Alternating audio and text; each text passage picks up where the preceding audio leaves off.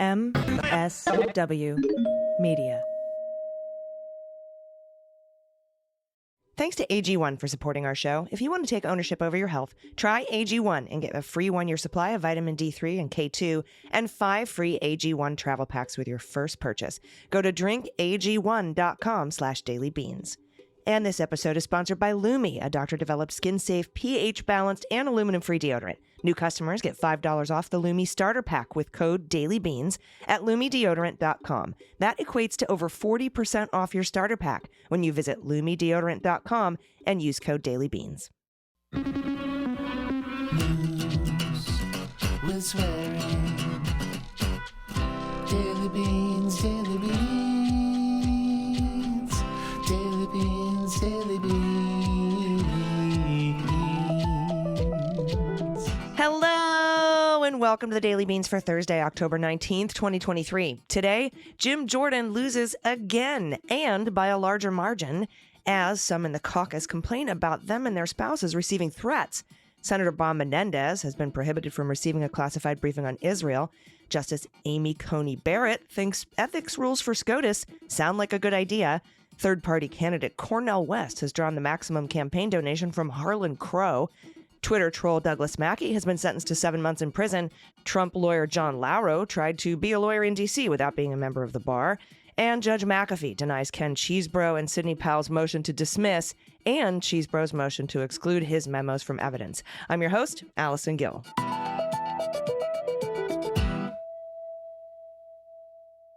Hey, everybody. Happy Thursday. I'm doing solo today. Dana is traveling. She will be back with me tomorrow. And we have a happy hour tomorrow for patrons of this program and patrons of Cleanup on Aisle 45. Pete Struck and I will be hosting. So if you want to ask us anything, you can join us over there. And that's going to be at 4 p.m. Pacific, 7 Eastern tomorrow. So I'm looking forward to that. Also, some quick hits here. Judge McAfee has denied motions for the Cheese and Kraken. So Chesebro wanted to exclude from evidence his fraudulent elector memos, saying that he was Trump's attorney and those were part of attorney-client privilege. And McAfee agreed with the DA, saying, no, sorry, bro, these are subject to the crime fraud exception because you've been indicted for them. So that will be allowed in evidence, his memos. And he also dismissed Cheese and Kraken. Both Sidney Powell and Kenneth Chesebro wanted to dismiss on federal supremacy clause. And he said no. So they're still going to court next week. I mean, it's next week. So we'll see how that goes. And those trials will be televised. So we'll be watching those. And the D.C. U.S. Court of Appeals clerk has flagged the Trump partial gag order appeal, noting that Trump lawyer John Lauro is not a member of the D.C. bar, and they're giving him until November 2nd to complete his application. When reached for comment, Lauro said, I've been a member of the D.C. bar and the federal trial court bar for nearly 40 years. This is a routine request from the federal appellate court to join its bar, which I will do in order to represent President Trump in this important matter. So he's basically like, I'm already a member, but I'm not. And so I will totally apply to become one in the time frame that they've told me I have to do it. Cool lawyering there, buddy. And speaking of Donald Trump, during one of his incoherent slur fests over the past couple days, he promised that if elected, he would make an Iron Dome for the United States. You guys, how cool is that? An Iron Dome for the United States. Now, what he didn't mention here is that the Iron Dome protects from short-range missiles. So I guess maybe we're worried about all those Canadian short-range missiles that are coming down from Canada. And would Alaska get its own Iron Dome, or Hawaii? Would they have their own short-range missiles? I got to tell you, it just gets wilder and wilder. All right, everybody, we have a lot of news to get to, so let's hit the hot notes. Hot notes. All right, Jim Jordan lost his second ballot for Speaker of the House on Wednesday, despite all the threats and all the bullying from him and all the phone calls from Donald Trump to members, all of the phone calls from Fox News and Sean Hannity, all that bullying. And he still lost, and by a bigger margin. We now have members receiving death threats, including Marianne Miller Meeks after she voted against Jordan. Rep. Don Bacon says his wife has received threats for his opposition to Jordan. Debbie Lasko says she's not even going to run again in 2024. She's a rep from Arizona. She's an awful person, so that's fine. But she's not even going to run again. Now, it leaked today that Jim Jordan was actually trying to get New York Republicans in Biden districts to support him by offering to remove the SALT cap for New Yorkers. SALT cap, state and local taxes. Remember when Trump did his $3 trillion tax gift to the wealthy? He limited some states like Texas, I think, New York, California, from the amount of state and local taxes you could deduct from your federal taxes. So he's actually trying to bribe the New Yorker, the guys, the people from New York, the congressmen and women from New York, by saying, I'll do something to get rid of that SALT cap for you so you can take something back to your caucus or your constituents, I should say, in exchange for a vote for me. But all of that, and he lost votes today. And he's the first guy in 100 years. Last time somebody lost or didn't get 200 votes for speaker was in 1923. It's been 100 years since somebody fell below the 200 mark. The great Michael McKean said on Twitter today, "Loser has a nasty negative ring. As a kindness, we should refer to Jim Jordan as differently victorious." That's probably my favorite tweet of the day. Now, despite all that, Jordan is plowing ahead. He wants a third vote, a third ballot. There could be a vote today as early as noon, but nothing is scheduled. But they said to be ready by noon in case we want to vote. But who knows? Who knows? One source told Laura Rosen that Jim Jordan should expect 10 or 15 new no votes on a third ballot. And while part of me revels in their abject failure, make no mistake, if your goal is to dismantle democracy and install an autocrat, kneecapping half of the legislative branch is a feature, not a bug. And we need to start thinking about that in those stark terms. And from Jimison and Guo at the New York Times, the second failed effort on Wednesday by Representative Jim Jordan of Ohio to be elected House Speaker added momentum to an idea that has been floated by lawmakers in both parties in recent days. Give Representative Patrick T. McHenry, the interim speaker, explicit power to conduct legislative business. Mr. McHenry is acting as temporary speaker under rules adopted after the 9/11 terrorist attacks that require the Speaker of the House to come up with a list of people to fill the post in the event that it becomes vacant. When former Speaker Kevin McCarthy was booted out of his job by the right-wing rebellion 2 weeks ago, the world learned that Mr. McHenry was the first name on his list. Many House aides believe that Mr. McHenry's power is strictly confined to presiding over the election of a new speaker, and he has been doing that this week. But because the situation hasn't come up before, some congressional scholars argue that the bounds of the acting speaker's power are largely dependent on what a majority of members is willing to tolerate. Kind of seems to skirt the Constitution, though. It's just making a speaker without an election. And as the turmoil around replacing McCarthy has continued, the New York Times says, some members in both parties have been quietly discussing a way to explicitly grant Mr. McHenry permission to step in with full or at least expanded authority to run the House. The talks have gained urgency as wars broken out between Israel and Hamas in Gaza, we know, and lawmakers are increasingly worried that the House will be unable to act in that crisis. We're 40 days away from a government shutdown here ourselves. Representative David Joyce, Republican of Ohio, was circulating a bipartisan plan Wednesday that would give McHenry the power to run the House floor through January 3rd, though the exact period of time was still open for discussion, according to lawmakers and aides familiar with the proposal, who discussed it on the condition of anonymity. Members of the Bipartisan Problem Solvers Caucus, made up of center-leaning members from both parties, have also been involved in the talks, and that's according to a lawmaker in that caucus. Last week, 4 moderate Democrats led by Representative Josh Gottheimer of New Jersey, a member of that group, sent a letter to Mr. McHenry saying they would support giving him expanded authorities in 15-day increments that would allow him to bring specific legislation to the floor. The proposal, which was reviewed by the New York Times, would allow McHenry to bring up only certain legislation for aid to Ukraine and Israel, a stopgap spending bill to avert a government shutdown, and 2024 spending bills. Now, right now, the Senate, bipartisan, is working on a bill. The Senate, in a bipartisan way, is working on a bill that would fund Ukraine, Taiwan, Israel, for all the support that those three countries will need, and the border, make improvements at the border.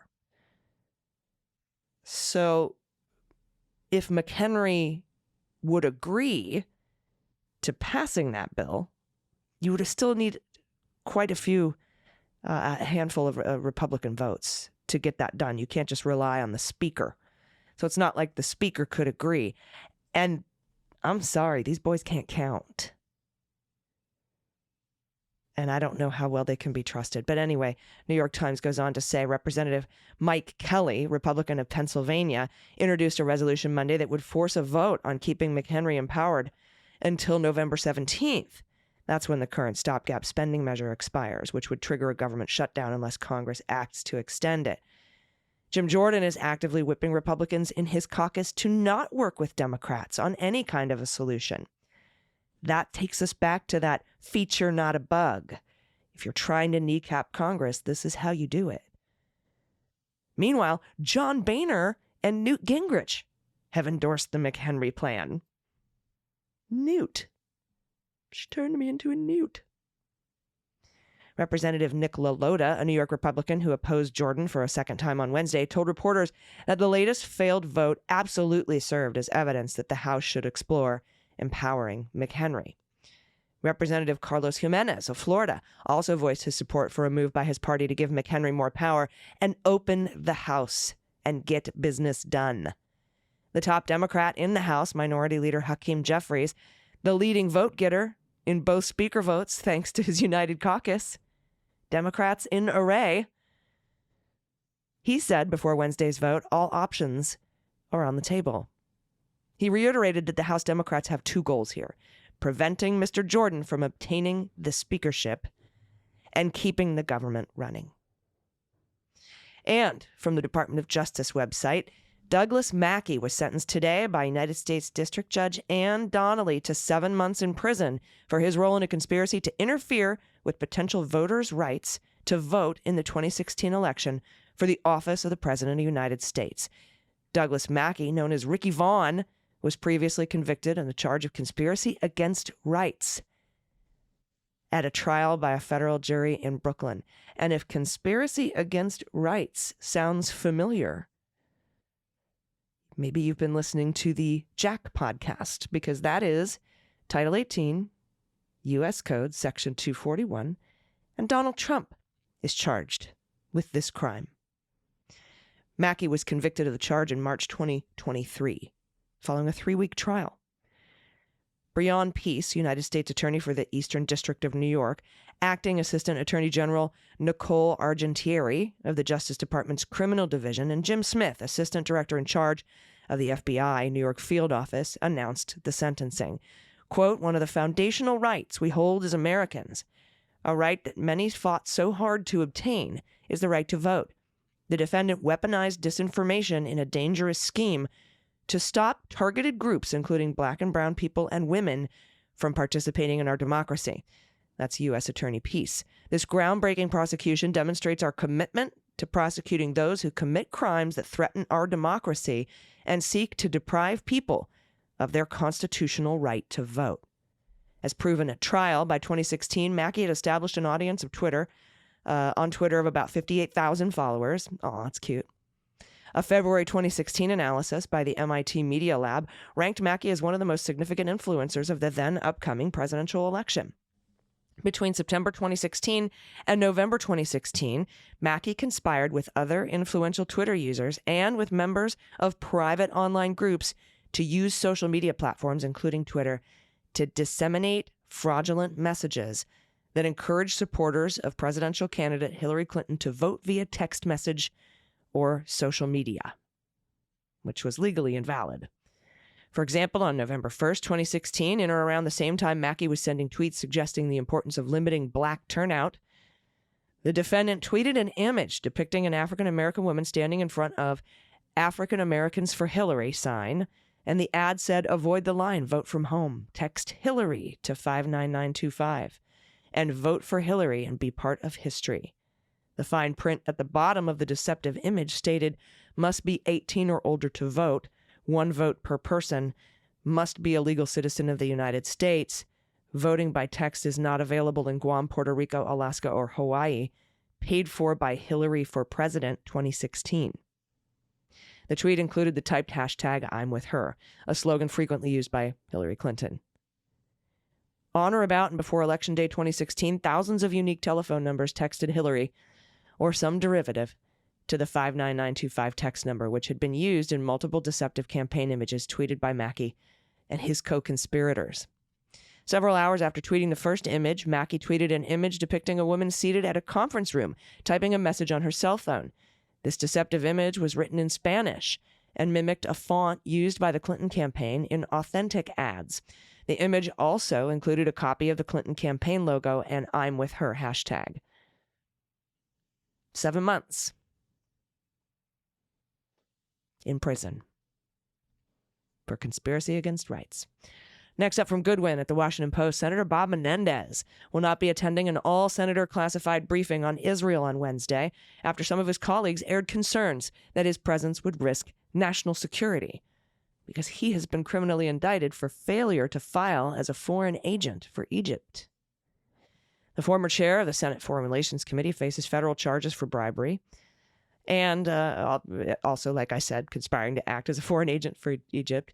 Now, he has defied his colleagues' calls for him to resign in the wake of the charges, which he denies, leading to an embarrassing situation for Democrats. I don't really see it as an embarrassing situation for Democrats. I see it as embarrassing for Bob Menendez, and I do think he needs to resign. I'm calling on him to resign. I don't know how far my endorsement for that goes, but I join John Fetterman, who has also called for a vote to expel him from the body altogether, leading Menendez to charge on Monday that Fetterman is obsessed with him. Hey, I have a question for a friend, Fetterman asked reporters on Tuesday. If someone's been accused of being a foreign agent for Egypt, should they be allowed to attend a classified briefing on Israel tomorrow? Well, the answer apparently is no. Senate Majority Leader Chuck Schumer said Tuesday Menendez will not attend the briefing that will include Secretary of Defense Lloyd Austin and other top administration officials. Schumer's office would not say whether the leader had asked Menendez not to attend or whether Menendez is just barred from all such gatherings in the future. Should be barred from fucking the Senate. Schumer announced last month that Menendez would step down as chair of the Foreign Relations Committee temporarily. While his court case plays out. You gonna jump back on that committee from prison, Bob? I think there's really serious charges he's facing. This is a quote. And a number of my colleagues have said, I'm hoping Senator Menendez will reconsider his earlier decision to continue forward. That's Mike Rounds, a Republican from South Dakota, who sits on the Intel Committee. Fetterman told reporters he will not let the issue go. I'm just going to continue bringing it up again and again and again, he said, joking that maybe he is obsessed with the senator. Maybe I am. I don't know.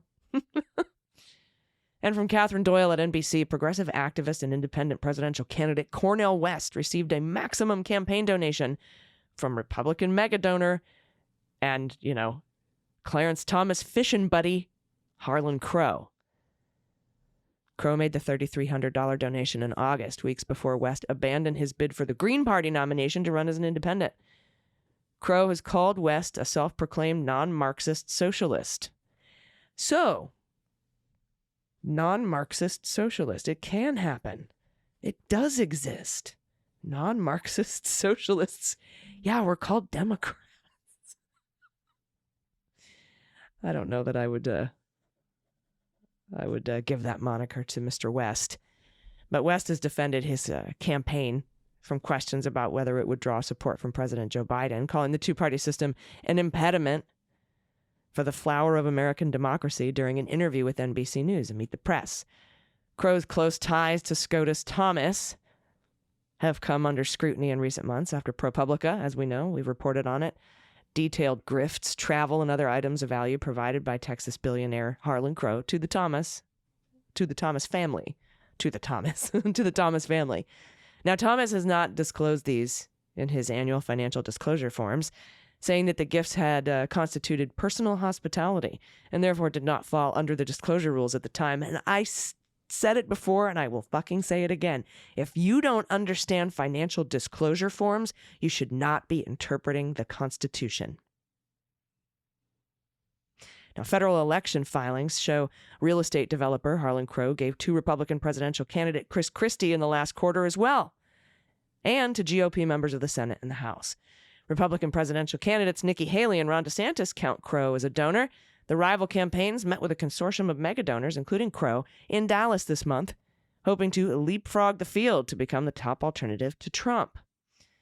And speaking of the extreme court and its legitimacy crisis, conservative Justice Amy Coney Barrett indicated Monday she would support a code of conduct for the Supreme Court in the wake of recent claims that some justices have fallen short of required ethics standards. That's a nice way to put fucking probably broke the law.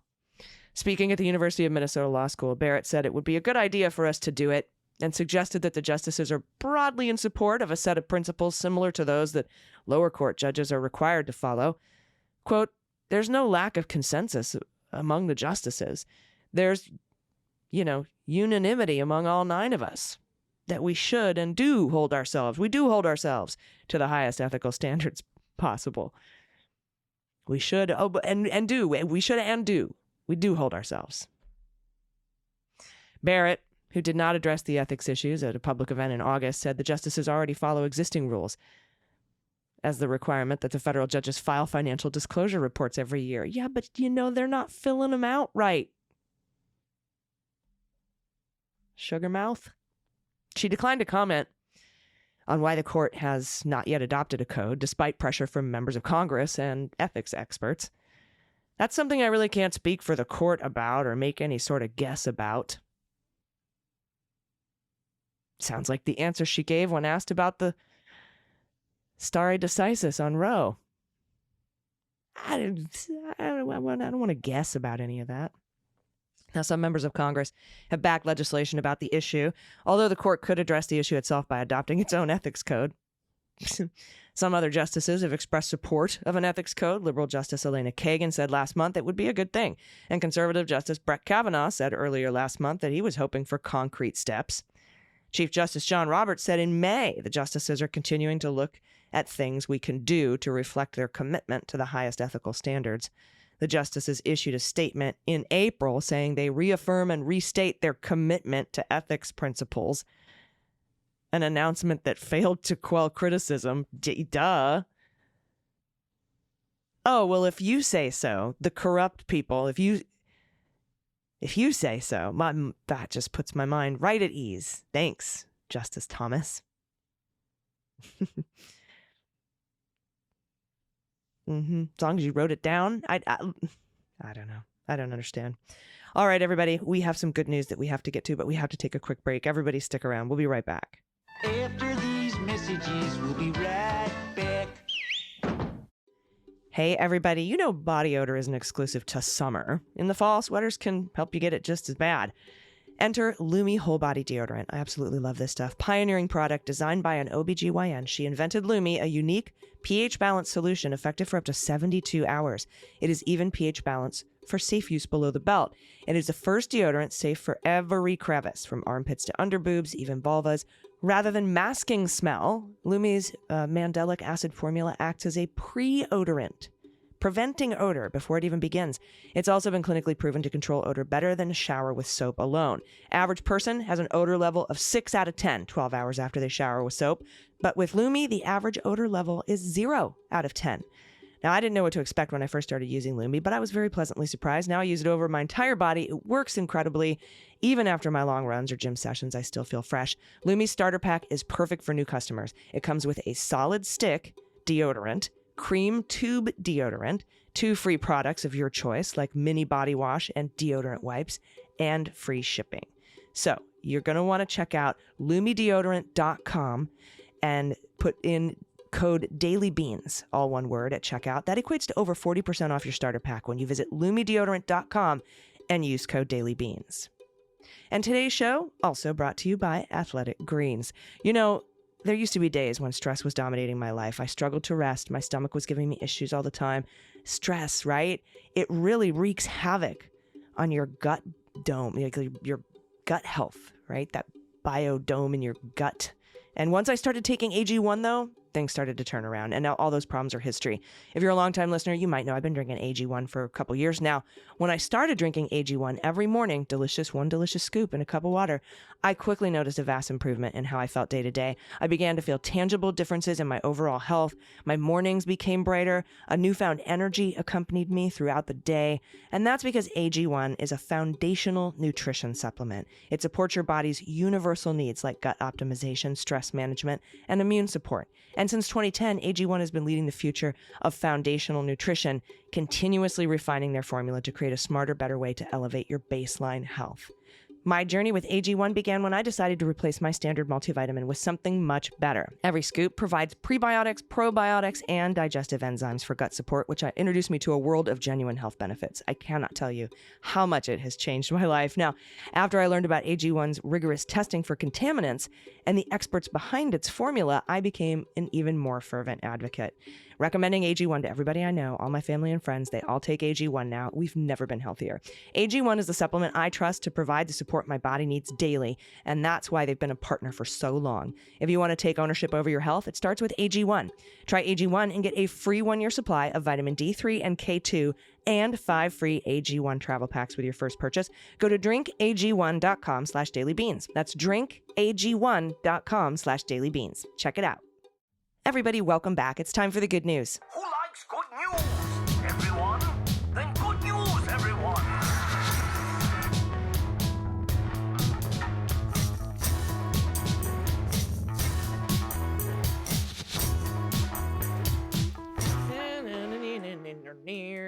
Good news, good news. And if you have any good news, confessions, corrections, what the mutt, find the cat, what the heck wine, where I guess what your kind of horse you have. There's opine on the bovine. Again, I only know one cow breed, but we've had that. Any frog orgies, baby pictures, pictures of your happy place. Shout out to a loved one. Shout out to yourself. Let me know what your thesis or dissertation titles were, what you were studying. I want to know if you have an adoptable pet in your area or a small business you want to give a shout out to, or your business. I know we have tons of incredible makers and creators and entrepreneurs that are part of the Leguminati. So send it to us at dailybeanspod.com and click on contact. First up from Lisa, pronouns she and her. I want to shout out my soon-to-be 19-year-old. October 11th was National Coming Out Day. I was so proud of him when at 15 he came out to me and my husband. We were so honored, he told us, and so grateful that he figured it out. Last summer, we were looking at colleges, and we ended up in D.C. the day after Roe was overturned, and he was all in on going to the Supreme Court and protesting. He's voted 3 times since turning 18. Janet Protasewicz is in place, in part because of him. He got into his dream school, University of Washington. I miss him greatly since we're in Wisconsin. But I know he's doing great and thriving. He's an amazing human and will do amazing things. I'm only including a pic of him as a baby. You'll have to agree that he was beyond cute. And for pet taxis, our dog Bella, a husky. We now have 2 huskies in the family, just missing our non-furry baby. Thanks for keeping the news real and interesting and digestible. Thanks for all you do. What a beautiful dog, first of all. And then, you're right, that is an adorable baby. I cannot deny it. And that looks like a very cozy little sweater. And his little pants. Oh my God. Adorable. Oh, he's so cute. Can't wait to see what an incredible human being does with a UW degree. Congratulations, Lisa. And thanks for that submission. Dan, pronouns he and him. Hello, Beans Queens. I want to give a shout out to the organic farm my daughter and son-in-law work. Rogers Greens and Roots is located outside Atlanta, Georgia at Rogers, RODGERS, RogersGreensandRoots.com. Ashley, the owner, is doing great work and cares for her staff greatly. I spent most of the past Friday pitching in to get the harvest ready for market. The website says more than I could. Keep fighting the fight. Oh, and here's some pig tax. Hello, piggies. I love pigs. They're so smart. All right, Dr. Ann in St. Paul, pronouns she and her. Hi, AG and DG. AG asked for dissertation titles, so here goes. Egyptian watercraft models from the pre-dynastic to the Third Intermediate Period. That was the Department of Egyptology, Institute of Archaeology, University College, London. If you have insomnia, Chapter 2 will cure you forever.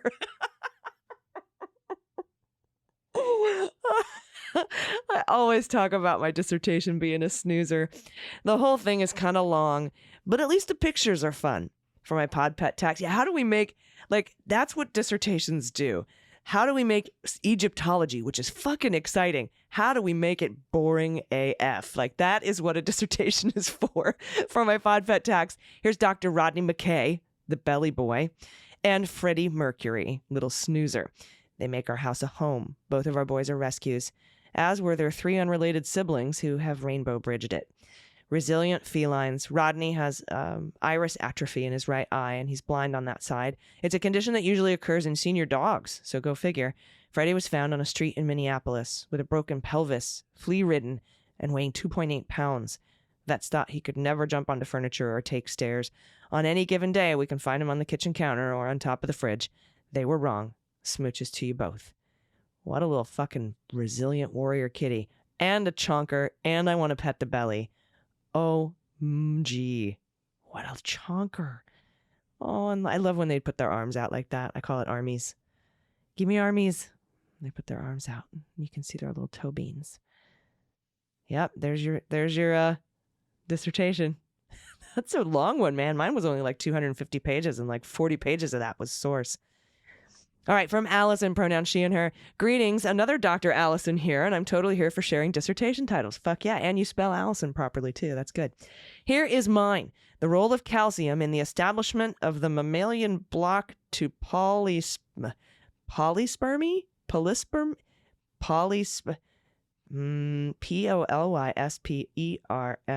Polyspermy? Or polyspermy, I don't know, in mouse eggs. All right, let me try that again. The role of calcium in the establishment of the mammalian block to polyspermy in mouse eggs.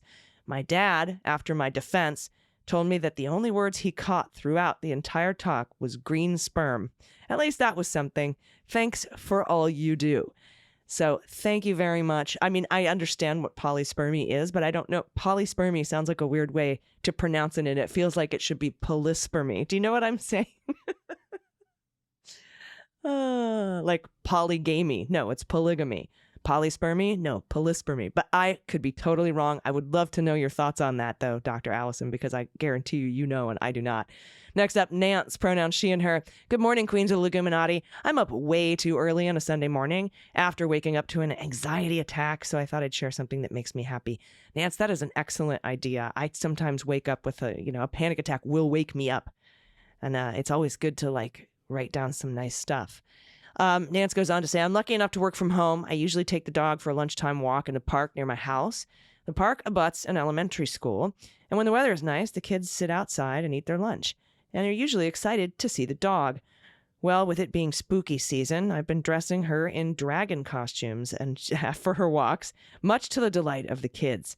Thinking of the sheer joy of the kids from something so simple gets me through my rough spots.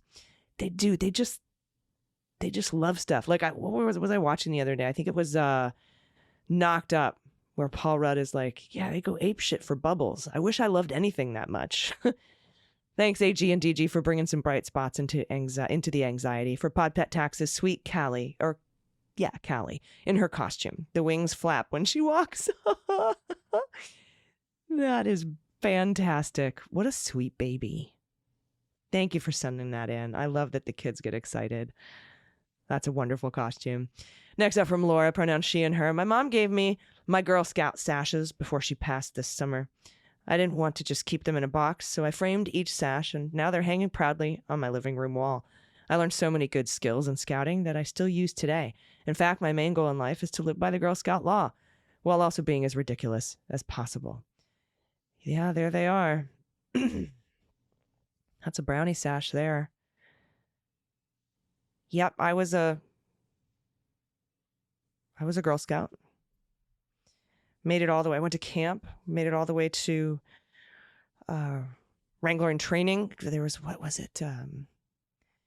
Beginning, intermediate, advanced, and then there was a middle position in there, and then there was Wrangler in training and Wrangler, and I became a counselor, and I taught horseback riding at Camp Marapai in Prescott, Arizona. Yeah. My favorite thing that we would do was called Caballeros. It was the Wrangler. I was 18, 17, and we would lead a group of Girl Scouts, usually like 8 to 10 years old. I think they were cadets, and on a 5-day trail ride. So you would like pack all your stuff with you, your sleeping bag. We had a couple of pack horses, and we would ride out in the Prescott Mountains for 5 days and 4 nights, and we would camp that night. It was fun. Super fun. Yep. Got my gold award, which is the Girl Scout equivalent of Eagle Scout. Yep. Great times. God, that was a long time ago, man. What? 30 years ago?